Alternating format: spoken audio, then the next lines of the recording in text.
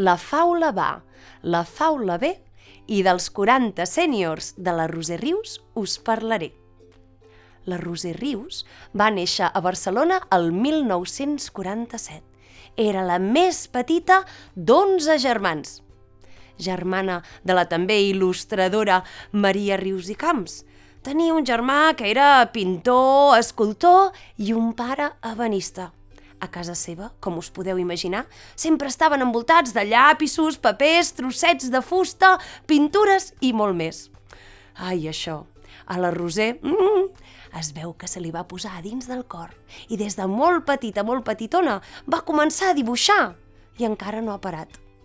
De fet, quan tenia 18 anys, va començar a il·lustrar llibres. Uns llibres que, si els busqueu, hi trobareu sempre alguna cosa per fer alguna manualitat, alguna cosa en plàstica, com les que feu a l'escola.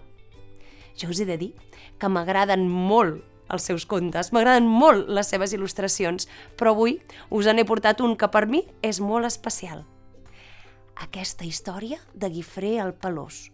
Vosaltres sabeu qui era el Guifré el Pelós? Ah, si no ho sabeu, us convido a que ho descobriu, però jo us ensenyaré la imatge que tinc al cap cada vegada que penso en aquesta història. La imatge d'un conte, Guifré, que quan estava molt malalt, a punt de morir, amb la sang de la seva ferida, va marcar 4 barres en un escut daurat. Sabeu quines són aquestes 4 barres? Sabeu a què van donar origen? Sí, a la Nostra Senyera. I és que de vegades, quan veiem una il·lustració com aquesta, ens recorda no només històries imaginades, sinó més històries que van passar una mica de veritat, com aquesta que us he explicat.